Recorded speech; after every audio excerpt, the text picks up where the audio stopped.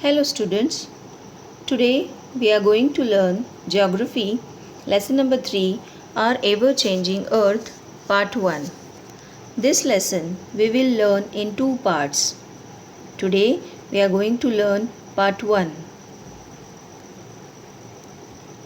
In the previous chapter we have learned that the lithospheric plates are broken like an eggshell and these tectonic plates float on the molten magma in the asthenosphere.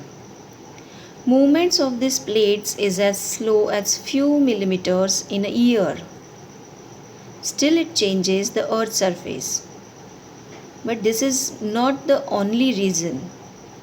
There are external forces as well that lead to changes on the earth's surface. For better understanding this, you have to do one activity. Take a small colored paper, pellet, and put in a beaker half filled with water. Place the beaker on a tripod stand and heat it.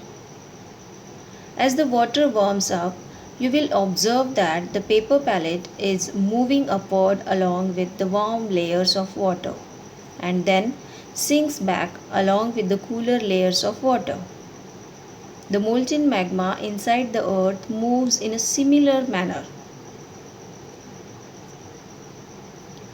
The earth movement. The earth movements are divided on the basis of the forces which cause them, endogenic forces and exogenic forces. What is meant by the endogenic and exogenic forces? First, we will understand the word origin of endogenic and exogenic forces. Endo, it means inside. Genic means origin. Exo means outside. Genic means origin. So endogenic and exogenic forces. Endogenic forces means forces which affect the earth's surface from its interior are called endogenic forces, and which affect the earth's surface from outside are called the exogenic forces. Earth movements. So there are two forces, endogenic and exogenic forces. Endogenic forces, that is having the two forces again, the sudden forces and dystrophic forces. Dystrophic forces, it means slow forces or the slow movement. In a sudden forces, there are the earthquake, volcanic eruption, landslide. And slow movement or slow forces, that is dystrophic forces, building of mountains.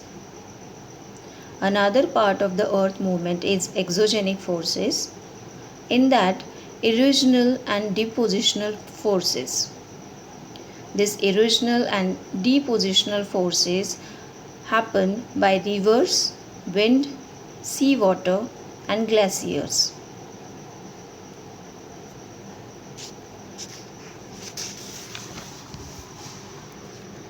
Destructive margin. In this destructive margin, when two plates move towards each other, they collide. Collide, it means hit by accident when moving. So whenever the two plates are moving at that time, by accidentally they are hit to each other and the heavier plate subducts. Subducts, it means the subduction movement. It means it goes the sideways and the downward movement. So the heavier plate subducts under the lighter plate. This margin are the destructive plate margin. The next is constructive margin. Constructive plate margins are found where material for new plates is continuously coming up from the interior of the earth. It happens when two plates move away from each other and mostly ridges are formed there. that we call the constructive margin. Conservative margin. Conservative margin are found where two plates are pass each other side by side and no destruction or construction takes place. That is the conservative margins. This chapter is divided into the two parts: effects of endogenic forces and effects of exogenic forces. In this video, we will learn effects of endogenic forces, and in the second part of this video, we will learn effects of exogenic forces. So now let us learn effects of endogenic forces.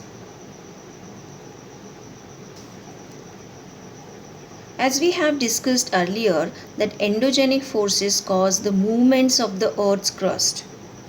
These movements can be slow or sudden. Sudden movements may lead to earthquakes, landslides, and volcanic eruptions. And the slow movements cause the land folding and faulting, as well as the elevation and depression of the land. So here we will discuss about the volcanoes and the earthquakes. First, volcanoes. Volcanoes may erupt any time without giving any warning in advance. Volcanism refers to all the processes by which molten material, that is magma, is forced out of the interior of the earth through a vent. You can see in this diagram vent, crater. Crater, it means the mouth of that volcano. Vent, that means the pipe. Magma chamber, crust, mantle, and the lava, and the gases and ash. A vent is a fracture created in the crust leading it to the earth's surface.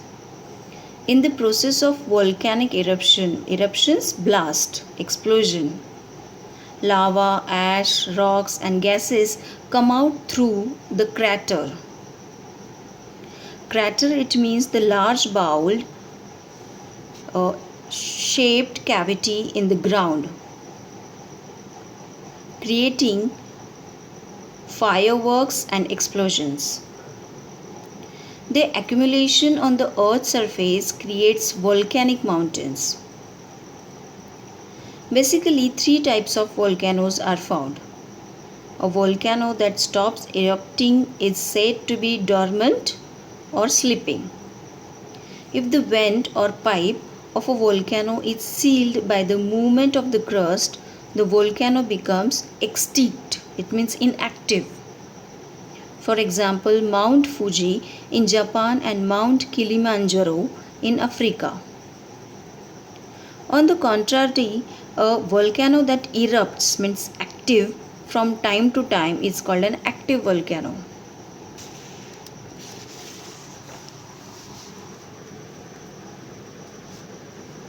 Earthquakes. A sudden movement of the crustal plates causes earthquakes. This is due to enormous amount of pressure. It means very large in size. When crustal plates push against each other, earthquakes happen. Earthquakes are so powerful that buildings collapse, dams burst, bridges fall, landslides occur, and communication is disrupted. If an earthquake is intense, fires break out when the electricity wires and gas pipelines break and come into contact. Seismic waves. It means an elastic waves in the earth produced by an earthquake. These seismic waves originate from a point that usually lies at the lower level of the crust, and this point is called the focus. The point on the earth's surface that is exactly above the focus is called the epicenter. You can see in this figure In the middle part, solid inner core. Above, epicenter is there. Vibrations travel outwards from the epicenter as shock waves. Greatest damage is usually closest to the epicenter. The strength of the earthquake decreases away from the center. Types of earthquake waves. During an earthquake, several types of seismic waves are released from the focus. They all travel along the crust at different speeds and in different directions. They are mainly of three types: primary waves, that is P wave, secondary waves, S waves, and surface or land waves. So, in the primary waves are also called the longitudinal or compressional waves. They are the fastest moving waves and hence are the first to be recorded on a seismograph. Secondary waves are also called transverse waves, shake waves or shear waves. And the surface waves travel on the earth's surface starting from the epicenter. They have the longest amplitudes, that is breadth, and the longest periods and therefore the greatest amount of wave energy. Surface waves are considered to be the most destructive seismic waves. Measuring of an earthquake. Earthquakes cannot be predicted, however, an instrument that detects, measures, and records an earthquake is called seismograph.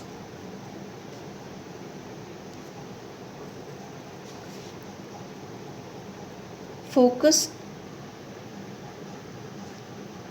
and epicenter. Now already we discussed the focus. Above the focus there is epicenter, and the surface waves are considered to be the most destructive and the seismic waves.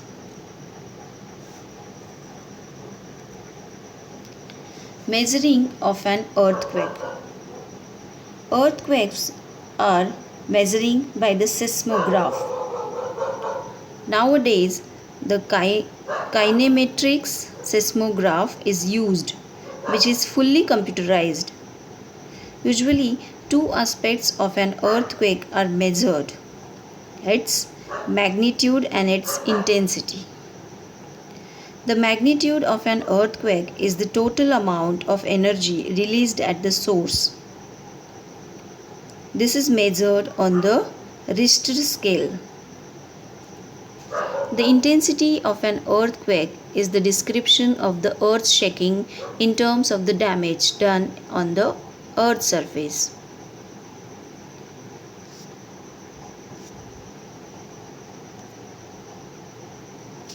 Tsunamis. Tsunamis are tidal waves, that is large ocean waves caused by an underwater earthquake, that is tidal waves. By large underwater earthquakes, they occur on the ocean floors. They can travel across the ocean at a speed of up to 800 kilometers per hour. Usually, tsunami waves occur at an interval of 15 minutes. When the waves approach shallow coastal waters, they slow down in speed but rise up rapidly in height. Some are up to 15 meters high. These waves cause much destruction and loss of life in coastal areas. You can see in this picture, a plate shifts abruptly, causing an earthquake and displacing water. Second, waves are generated and move out in all directions across the ocean, some traveling as fast as 600 mph. As waves enter shallow water, they compress, their speed slows, and they build in height. And the wave height increases and associated currents intensify, becoming a threat to life and property.